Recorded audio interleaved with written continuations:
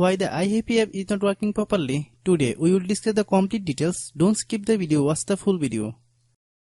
Hello guys, and welcome back to my YouTube channel Shaem Tech BD. Today I will discuss how to fix iHappy app. Unfortunately has stopped error. I have a request. If you are new to channel, please subscribe and stay with us. Open settings. Open the date and time settings. Tap set time automatically to reset time to whatever location you are currently at. Click back. Click about device. Click storage. Then click clean up. Click clean. Click back.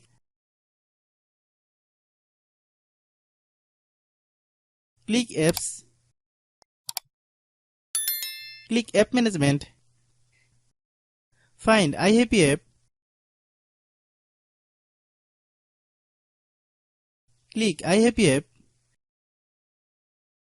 Click storage use. Click clear cache. Then click clear data. If you clear data, you will need to relog into your account. Then click delete. Then open Google Play Store.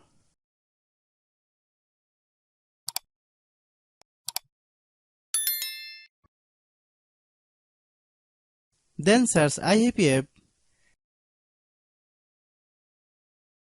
Click iHappy app. If you get any update, please update.